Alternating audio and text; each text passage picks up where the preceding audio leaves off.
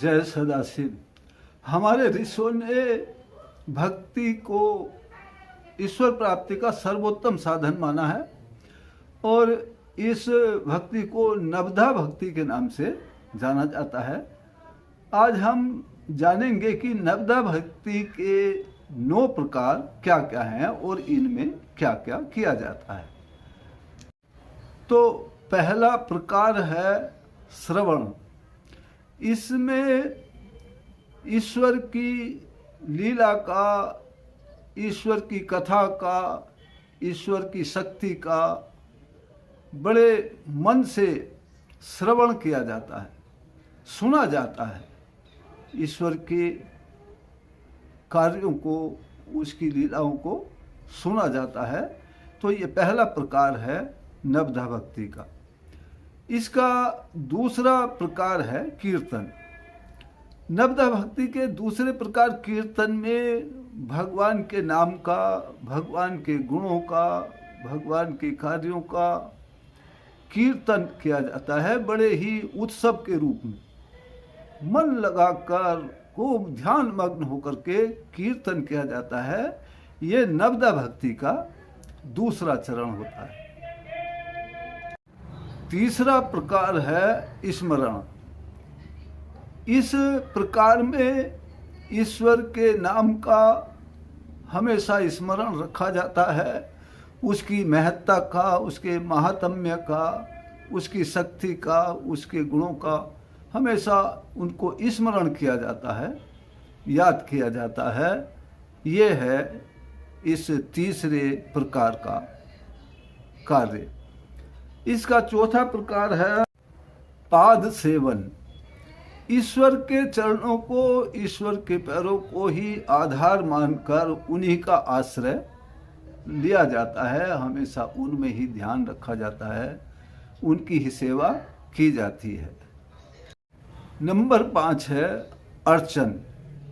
इसमें ईश्वर के चरणों का मन वचन कर्म से समस्त सामग्रियों के साथ पूजन किया जाता है।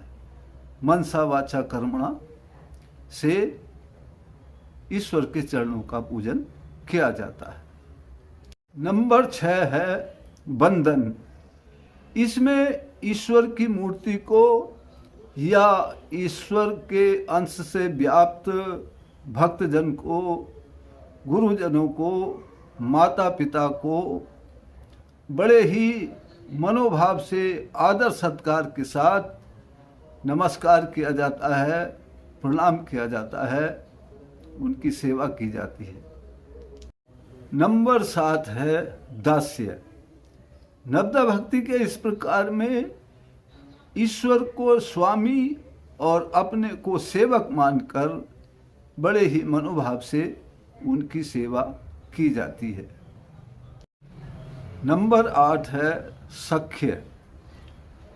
इस प्रकार में ईश्वर को अपना सर्वप्रिय सखा मानकर समस्त अपने सर्वस्व के साथ उसको समर्पित कर देना, अपना सब कुछ समर्पित कर देना और बड़े सच्चे मन से अपने पाप पुण्य के लिए निवेदन करना होता है।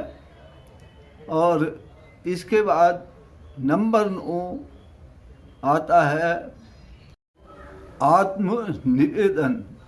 इस प्रकार में ईश्वर को सर्वस्व मानकर अपना सर्वथा सर्वदा के लिए समर्पण कर देना, अपना सब कुछ हमेशा के लिए समर्पण कर देना। मतलब अपनी बिल्कुल सत्ता ना समझना, अपना कोई भी नाम ना रखना, सब कुछ ईश्वर को ही समर्पण कर देना। ये नवधा भक्ति का अंतिम चरण होता है और सबसे सर्वोत्तम सर्वश्रेष्ठ चरण होता है। इस चरण में इस प्रकार में आकर के ईश्वर भक्ति का, ईश्वर प्राप्ति का दरवाज़ा खुल जाता है और ईश्वर प्राप्ति हो जाती है। ये था नवदा भक्ति के 9 प्रकार। इस प्रकार हम किसी भी प्रकार का अपने जीवन में प्रयोग करके, अपने जीवन में उतार करके, किसी भी प्रकार की भक्ति करके ईश्वर प्राप्ति कर सकते हैं। ये नवदा भक्ति के 9 प्रकार हैं। जय सदाशिव।